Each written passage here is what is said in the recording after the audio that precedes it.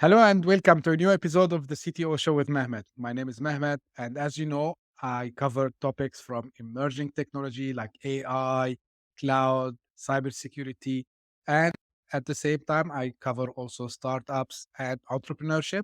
And also, I host with me people who are subject matter experts in their field, people who are entrepreneurs themselves. And today I'm very pleased to have with me Raj, who's joining me from the United Kingdom. Thank you very much, Raj, for joining me today. Can you just little bit brief about yourself and what you do? Sure, member. Thank you for having me today. Really good to be here. As you mentioned, my name is Raj. I'm the founder and CEO of Goodman Lantern. We are a team of content experts helping customers sell better and grow faster. A bit of background about me. I used to do research in AI 20-ish years back when people didn't even know what AI was. Famously, my mother thought AI was a study of UFOs. So as you can see, that was back in the day, but today, obviously, everyone knows about AI. It's the buzzword. ChatGPT has made it obviously a household name. But this is my third business. In the past, I've sold one business, and one was a great experience running it. So in our company today, we work primarily with high-tech companies from defense to fintech to telecom organizations, and we help them with content creation based on our team. And as we talk also through also work we're doing within the AI space now, emerging into the content space. That's very, great experience, I would say, Raj. Let's start, discussion from where you left it. So, you have experience in AI and you are in content creation. Just, you know, people nowadays they are thinking that okay, AI can do the whole thing for me, right? So from your experience, you've been, in this for a long time and you understand, I mean, both concepts from digital marketing perspective plus AI perspective. What do you think the future holds for digital marketing, and in the presence of what we are seeing with generative AI? Yeah, it's a great question, Mehmet. So I would say that we are currently in a very um, disruptive phase of AI. I think AI has been around for many years. In housing research, it was more theoretical. They didn't have the GPUs to really run the algorithms. Today, they are available, and players like NVIDIA and others emerging are doing a great bit of business there. They was, I think yesterday I read that NVIDIA is going to be a $1 trillion business, maybe more. Um, but I think what's interesting for content is that people are experimenting with ChatGPT, with Claude, and other LLMs. That stands for large language models, basically. Big transformers which are allowing us to create content. And the initial perception is that, well, this is it. We've got everything we need. But if you look at content creation is a very complex process. It is a process of taking a thought leadership, a visibility perspective into written or, for example, video production or images. It takes a lot more than just creating content from a a generative AI perspective or an LLM perspective. You think about how do we bring in the complexities and the knowledge of uh, individuals or companies into this content. And that's not an easy job because there's some data is out to the public, there are other proprietary data, which obviously these GPTs are not, or other tools are not trained on. So, and those bits are really important. And why is that? Well, AI is a bit of a monster. It likes to capture and be fed new data. If you just remix the data again and again, you put that in, it's not really helping the AI to learn from it.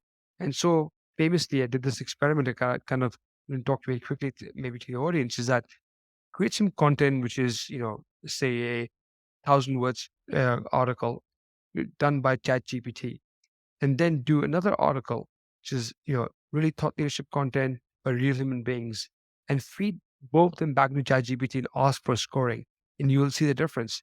The content generated by um, human beings, which are very thought leadership driven, with experts writing the content, ranks way higher than just ChatGPT driven content. It's because the remixing of content is great, but it's when you bring in the analysis and thought leadership into it, it makes it very different. And imagine, fast forward today, say 2 years, 3 years, we'll have a sea, an array of content coming in, maybe 10x, 100x more. How do you stand out then? And the only answer is thought leadership. And that requires being creative, having a stance, being different. And that requires real human beings. So AI is great, but you need the human intervention to really lie in this journey. That's a very good point, Raj. And I had in another episode, me and a guest this discussion that some people are a little bit worried that first regarding the point you just mentioned, like we will have, like, sorry to say, a lot of rubbish out there, right? Because people will be generating. So, but at the same time, people, we are humans. We like shortcuts. We like to take the easy path, right? So what do you think we should be doing to avoid, as my guest mentioned it, like it will be like a dark age because all the information would be generated from AI, which is actually, as you said, an interpretation of an old text that someone wrote, and just AI is rewriting it in a different way. So this thought leadership, because yourself, myself, and a lot of people out there, we try to get this information, but how we should make sure that this doesn't happen. I mean, we have a dark age because no new content is generated. Well, what I'll say is this: I don't think it's a dark age of content. Actually, this is the age of opportunity, in my opinion. I'll tell you why that's the case. Um, Typically, if you look at content creation, there's a lot of different steps involved in it. There is, if you look at professionally, content creation requires a kickoff call, a research phase, a writing phase, editing phase, then checking in with the thought leadership. And before that, of course, sorry, there's also a phase of interviewing experts, for example, then creating the content and editing, then having the content rechecked a couple of times before it's ready for draft phase. Now, with AI, I think the opportunity is to skip some of the research phase and start to create some really interesting templates, which can like the mundane task which we do as content creators can be removed. And you can jump into the most exciting phase, which is to create real value. And I think in that way, actually, AI is phenomenal. It actually making us more efficient. A bit like in the back of the day when you used to do hand knitting to create all the garments in the machines, and it made the process easier. Now, a lot of the really high end goods are still made by hand. But the QA part, for example, some of the initial building in the pressing, for example, can be done automatically. So I think of this as an opportunity for us. It's not a dark age, but it's actually an opportunity for us to be more efficient and add real value. That means the whole human force goes up and we all become more efficient, earn more money, and be better at doing our job. A great insight. So this is the way how I can put it. This is the way I also talk about AI, as many of people out there, they are calling it an augmentation of what we can do. Like we see it as an assistant to us. It's not like we will rely 100% on it. From my personal experience, I can tell you it saves a lot of time to me. It can at least for brainstorming, it's excellent. But at the end of the day, I have to put put the text out, whether it's I'm writing something, or maybe I'm recording even sometime myself solo. So this is very interesting point. So talking continuing with AI, Raj, and we touched base on content creation. what other areas, or I mean, in the future, we can say AI, other than content, it can also have big impact on? What do you think the next era would be? Well, I think AI is really good at, and that's the main purpose of AI is to allow AI to help with reasoning, is to help with pattern recognition, um, that big data stuff that you can pass through it to get trends. I think that's the area where it's really powerful.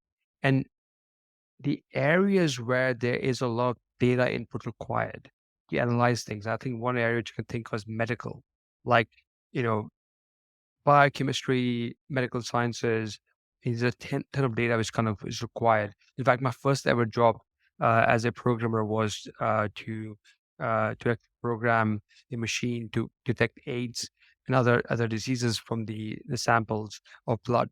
And I remember, the amount of data you get is so much that it's hard to process it. But to find the pattern, to find the unknown, I think that's where AI is really, really powerful. So I see in medical sciences is a big opportunity.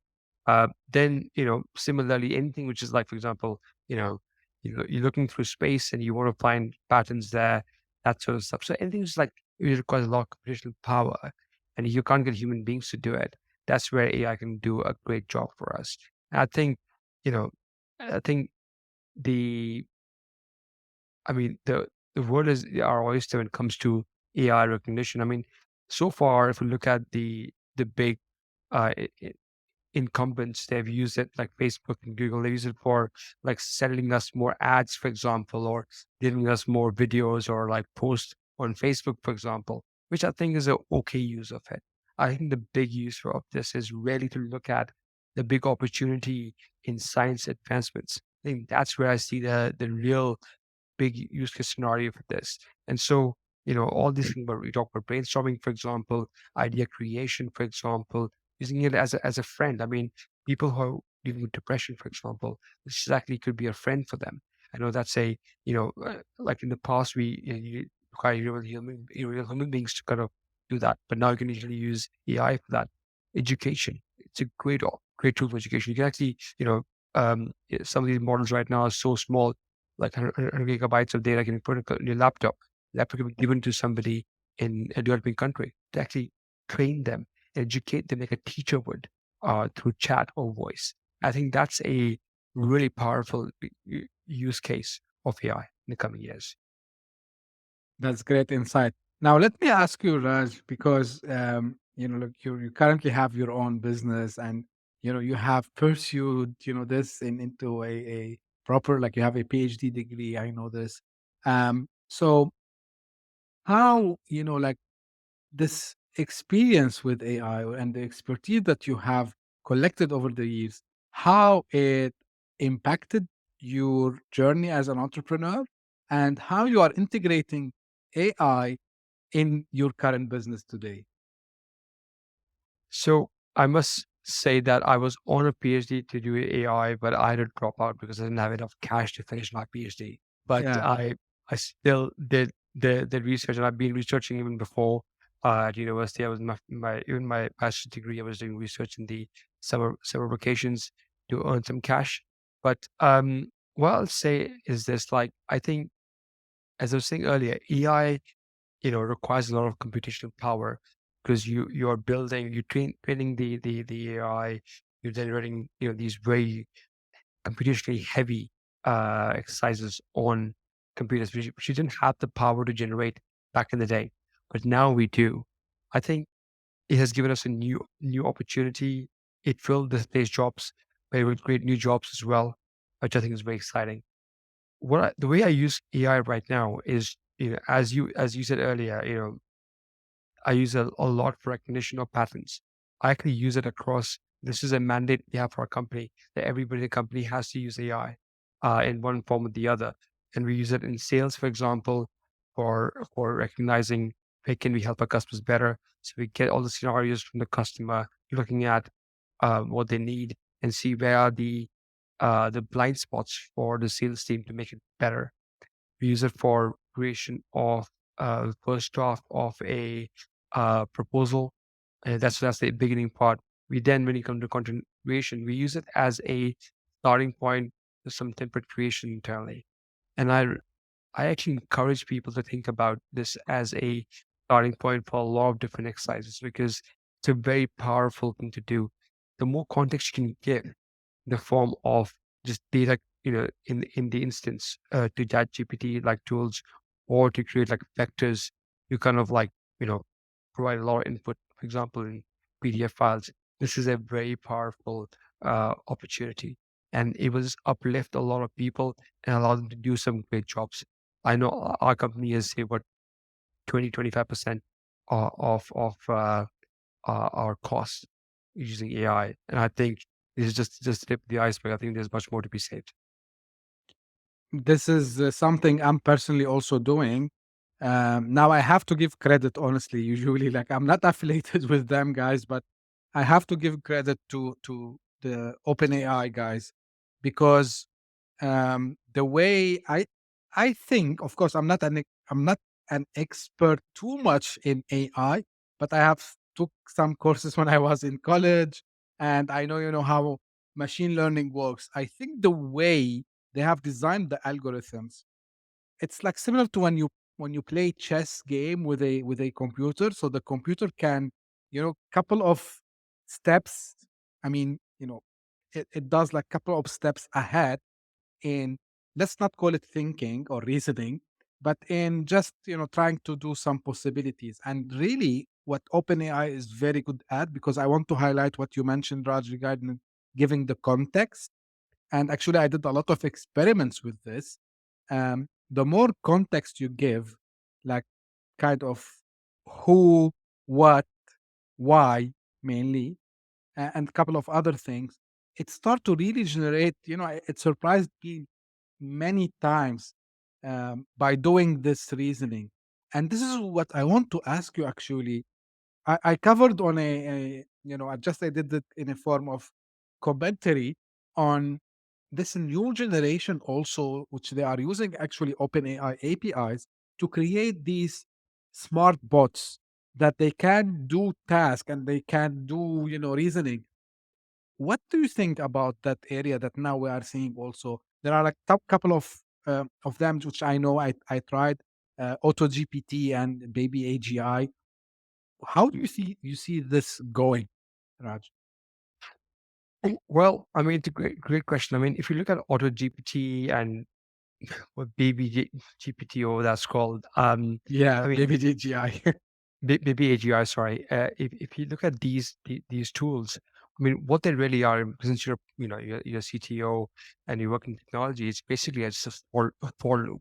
It's all it's doing really is just like taking the different taking one input from an AI, and then putting it back into the next, putting the same input into the another time into the AI, then being executing that part, doing it again and again and again. It basically is a for loop. It basically, in simple words, it's basically taking um, one step, putting it into the AI, which is a black box, get the output, put it back into the thing, and as you do that, you execute what the AI just said. I mean, that is not rocket science, I'm being honest with you. It is what you expect it to do, but there's no human intervention there. This is, there are two elements to this. One, it is fascinating to see that what it can do, because it can act as an independent agent and just do things for us. Equally, it's very scary as well. Why is it scary? Well, if you just allow it to do things on your behalf without you saying yes or no, I mean, what's it stopping? For example, you say, well, make me $1 million and here's your $10,000 seed money. It goes in, it takes money from your account, invests it somewhere else. The next step is like, put money somewhere else. What if it loses all the cash for you? All these kind of things can happen. I mean, this is a very simplistic scenario. What I'm trying to say is that we are at the cusp of a very big change. And as we allow this to be autonomous and allow it to be open, things can change rapidly for us. We have to make sure that we have the AI safety, we have some regulations and rules around this because the impact could be massive, especially when you're dealing with, you know, bigger changes or bigger impact without human supervision involved in it. So I don't know. I mean, I have mixed feelings about it. I think we are in that next step where we are going to allow it to do different things, but we need to make sure that we are ready creating something which is not a monster for us in the future. And this will bring me to ask you the next question, because people always wonder, are we going to lose our jobs? Um, and if this is the case, what skills should we acquire to be ready for, again, the next phase of the AI era? Well, uh, I mean, the way I explain this is like, I mean, 20 years back, did we ever imagine that there'll be a job like social media manager or digital marketing manager or a digital marketing agency, or I don't know, TikTok marketing, or there will be a billionaire YouTuber in the back of great videos like Mr. Beast. I mean, we couldn't even think of that, right? Like that was just unheard of. And all these technologies and all these changes have just come in the last 10, 20 years. And here comes another technology, another phase of innovation, which will springboard new opportunities. Already, we hear people talking about prompt engineering as an option, as an opportunity. But I don't know myself, and I don't think many people really understand what it might create for us. Will there be losses of jobs in the current job sector, the current job titles? Probably, but that doesn't mean that there won't be new jobs created out of it. And most likely, the new jobs created out of it will be far more than the ones we lose, for example. So it's time to think about this as a way to elevate ourselves, as opposed to thinking of it as a job taker. It will be a job creator for us. It will be a net positive for us overall. And I think that's the mindset.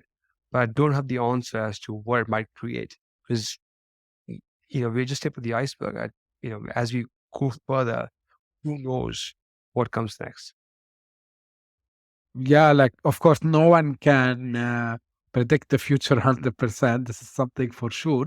Uh, but my opinion, and I'm repeating, and I hope like whoever is watching or listening, they don't get bored, because I always repeat this.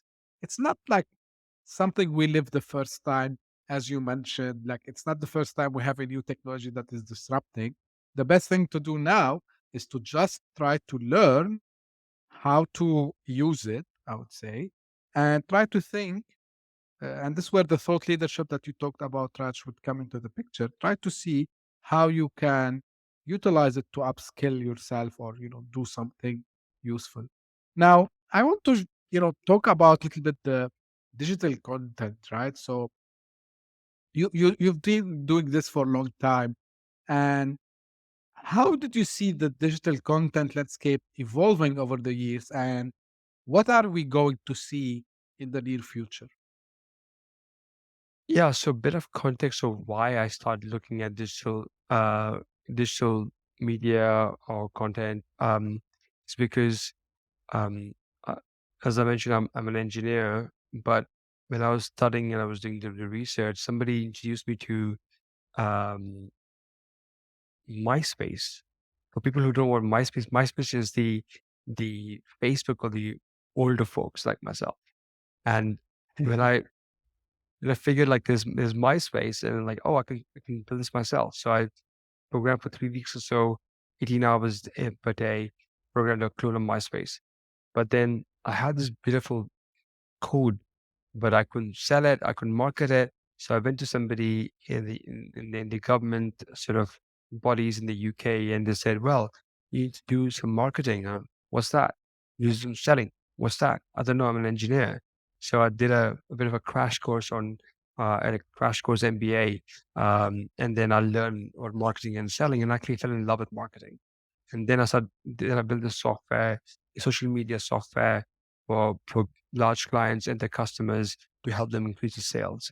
And I did this, did this again and again. And the last thing I did before I started Goodman Lantern, my current company, is that I worked for a company and helped them grow their revenue from 7.5 million to 45 million on the back of great content and storytelling. I was like, this is it. In B2B marketing, this is definitely it. And if it works for telecom insurance, I'm sure it also works for manufacturing and defense and healthcare and biotech. And so I thought, okay, well, this is what we need to create. So I created Goodman Lantern about 9 years back. And, rest is history. We've been growing year on year, really helping scale the ideas and thought leadership and visibility for SEO for our clients through content. I think this whole digital, media and digital content. I mean, this is the prime way to be discovered now. Gone are the days when you should look at newspapers or magazines offline, be like, know about what's there, or or have to call somebody on the phone to find them out, or cold call them. There's a big influx of digital media everywhere, especially, how you discover companies or production services, through TikTok, through Google, through Bing, through search engines. I mean, it is fascinating. And as you go further, it's not going to change. It will just accelerate quite a bit. Um, but one thing is going to stay stable and the same, which is thought leadership. Thought leadership is something which is what makes the world go round. Let me give you an example. Hundreds of years back, Napoleon used to do press releases to talk about his war campaigns and send the press releases to gazettes to basically get more funding for his war campaigns. You see, all this time there's been content in one form or the other. But the one thing which remained constant across the board is provoking content, which is thought leadership content. If there is thought leadership in the content, if there is some real value in the content, people will consume it and read it in multiple forms. In the previous times, it were newspapers and gazettes. Now it's TikTok, Facebook, social media, websites, and the above. So one thing is going to happen is going to change of medium, but thought leadership is going to remain the same. So I say focus on thought leadership, forgive the medium will come and go, but you just be a thought leader in your space and people will come to you. Great advice, I would say, Raj. And this is something myself I figured it out also as well. That yeah, like what gonna stay is your thoughts, what your contribution. So 100%. Now, like I want to ask you also, given you've worked like in startups and large organizations, how you compare these experiences? Like, what unique challenges and opportunities did each environment present to you? Great question there. Thank you for that, Mehmet. What I would say is I obviously I enjoyed both the startup experience as well as the corporate experience. For me, what was really interesting with um, corporates is that, it's a great springboard. It's a great learning opportunity. I recommend almost every um, new entrant to kind of go into this uh, a, a defined methodology of learning through corporates, through working in organizations. Um, but then maybe that's the home for many, but equally the others who really enjoy um, being innovative, being entrepreneurial. And I feel like I had the bug. I always had that bug of doing my own thing. And I've discovered later in life, I never saw lemonade stands as a child at school. I must say, I didn't do that ever. I wish I did, though. I think I would be good at it. But when I discovered the entrepreneurship bug, since then I've never been returned back. I worked for corporates in the middle, but then I was an entrepreneur in the corporate, so an entrepreneur in the company itself. I think for some people that the whole passion, the thrill, the ups and downs are part of their lives, and that's what makes them. Great. I think that's definitely the case for me. So for me, in my circumstances, I do enjoy the the startup route to run a company, to grow a company, but it's not for everybody. And I think it's to understand what is good for us and what matches our personality. That's great insight, and I agree with you. Like someone should at least see how corporate looks like before they start, and it's good also to see how processes work, like why sales is needed, why marketing is needed, why business development is needed, and then although it's not a rule as you said, because we know there are a lot of uh, even college dropouts who started their businesses and they have never to be in a corporate, which is so as you said, it depends on the situation and a lot of things. Now, one thing, like because you've been also in the startup for a long time and you had a lot of ventures, what's your take on the startup ecosystem today? Are there any, I would say, areas that we can change it to the better? Is there anything that we need to drop off? And I'm talking about here from the whole startup ecosystem perspective, whether it's like, the way we establish the business, funding, like all the aspect. Can you think of anything that really needs some innovation today when it comes to startups? Well, I think by definition, startups are an organization which are very agile.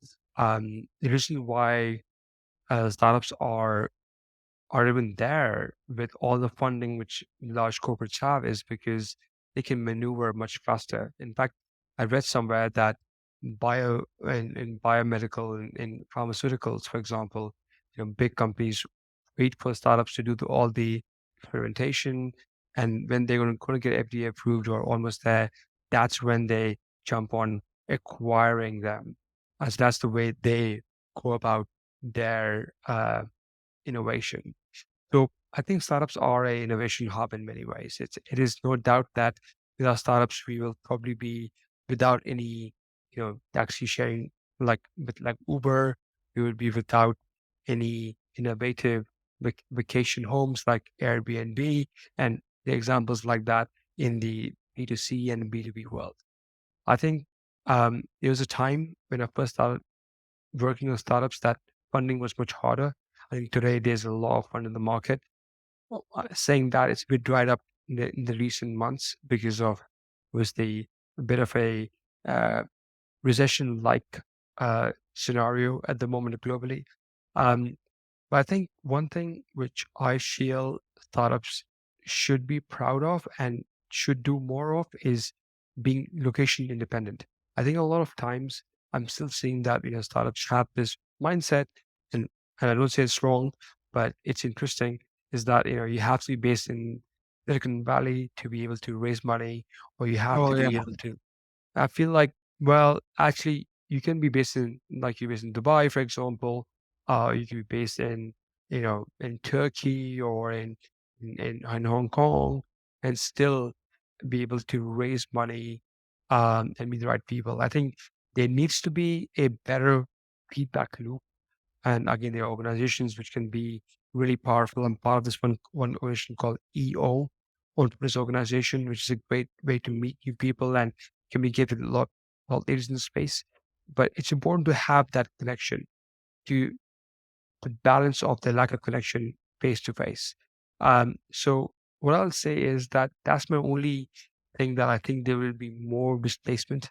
There will be more innovative startups. Stability AI, for example, is not based in California, but based in London, for example. So you can see that there's already a lot of innovation happening in AI, for example, which is happening outside the valley. And there is a lot of which you can expect in the UK because of this very liberal mindset, and Dubai as well. And Dubai has some very interesting corporate structures. So I think time will change, and I think we'll have more innovation from across the coming years. You like how I would say this. You get to the point that I always talk about. Why only we can have big tech companies in the valley? Why? Like I always wondered this, and why we cannot. The good thing, it's yeah, we started to see, but if you ask the founder, not all of them, oh, but one day a Silicon Valley big tech will buy me. okay, why you don't go and buy something from Silicon Valley? Like for me, like I'm not a guy who's started up many companies. I'm a new entrepreneur still, but my dream is I go and buy a, a startup from the Silicon Valley because yeah, Silicon Valley has its like I would say emotional like this kind of like we all have this memories about what we like how Apple started, how Microsoft it started, although Microsoft was in Seattle. And but anyway, like when you talk about these big techs, like all they started in the valley. Yeah, I wish that we one day we reach that stage. Why not from even like Southeast Asia, maybe something from Africa actually, which is I believe they can come up with a good tech also there. Before we finish, and this is something not related much to technology, but it caught my eyes, Raj. So I know that in your company you emphasize on having gender equality. Um, what did you see missing when it comes to diversity and inclusion that you know became for you a one of the pillars for your current business? Thank you very much for bringing that question up. It's very, very dear to my heart, diversity and inclusion. And let me explain why that's the case. So when I was studying at school, I obviously had like, I would say 50-50 sciences, women and men. As I go into university, that drops to like almost one in 1 in 50 were women. And then I go to the workspace in corporate and see there's hardly any women in technology. And I have a daughter who's 2 years old, and I don't want her to come up in a unfair society where women are not given the opportunity to be equal in every stance, in every space, in every sphere. And I've taken on myself to change that. So much so that that Goodman Lantern company I founded, and now is 9 years old. We encourage and empower women in technology and marketing, such that 80% plus are women in the organization. And we work in the high tech sector. Now, I want to almost challenge sector and say, yes, we can. Yes, we can make an impact. And let's not just talk about it. Let's make some actions to make it happen. And so much so that, as I mentioned, 80% plus are women in Goodman Lantern.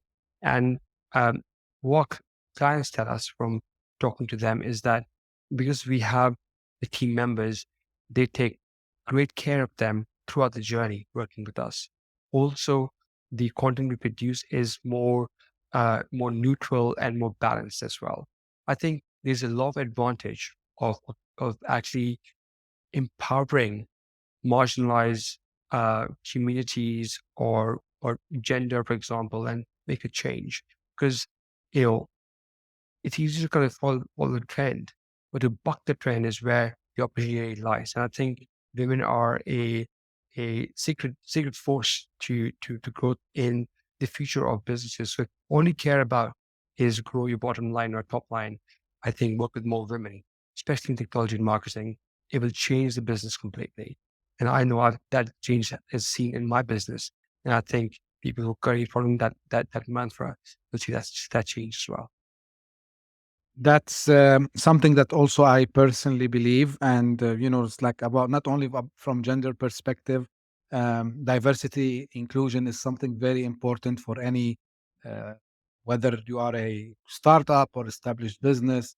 This is something that it's a must have. But you know, usually when I see like how women they can participate in tech, I see them very successful actually, because I believe I read it somewhere that they can be more organized than men, and they can structure in a better way. So and really it's a very I would say good from your side that you have dedicated this in your company, Raj. As we come to an end, I have a now traditional question I ask at the end to my guest.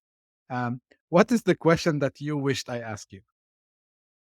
I think you've been very thorough there, Mehmet, in terms of asking questions. I think if I was to say what would be one question to ask, I think I would probably ask the question. um, where do I see um, Goodman Lantern, a company, going in the future? I think that's something I keep getting asked all the time because it's a content marketing agency, and we are in the very interesting cusp of AI innovation. Um, do you want me to answer the question as well, or just the other You question? can The other answer, question. of course, of course. So the idea is that you answer the question, of course. Uh, so I would say that I think there is a very exciting opportunity for technology meeting human beings. I think we should be complementing each other, um, AI and human beings, as opposed to thinking of this as a threat only. If not used properly, yes, it can be a threat, but it's also an opportunity. I think going forward, Goodman Lantern is going to be a important player in the AI meets human, especially in the content space. I think this is going to be very exciting PES for us, and I'm actually can't wait for this to actually make that happen. So I also want to say thank you, Mehmet, for the opportunity to speak with you and all the insights you've allowed me to speak and also learn from you as well, Mehmet, Oh, for thank the you. course of our talk today. I liked the way you ended when you said like things are exciting. Uh, I'm always an optimistic guy, and I'm repeating this again and again. AI is just a technology that we can leverage. Yes, it can be used in a, I mean, negative way. But like this is applies to many things as well. And we are repeating maybe ourselves. Like when the internet came up, people start to say it can be used in a bad way. Same thing happened to the smartphone. Say any new technology, of course, it falls in the hands of bad people. They can do something bad with it. But let's see how we can leverage this technology to create a better world and have a better future. Raj, I really enjoyed, the insight that you gave and the experience that you have. Thank you very much for being a guest with me today. And as usual, and this is to the audience, if you have any feedback or questions about this episode or the show in general, please don't hesitate to reach out to me. You can send me an email, reach out to me by LinkedIn or Twitter. If you are interested to be a guest, same as Raj today, you can also let me know. We can discuss that and we will arrange for this. If you are a first time a viewer or listener, don't forget to subscribe if you are watching this on YouTube or if you are listening on your favorite podcasting platform. And also, please tell your friends, colleagues, and family about the show. We are trying to make it as much informative as possible. And as usual, thank you very much. And we will meet in the next episode. Thank you.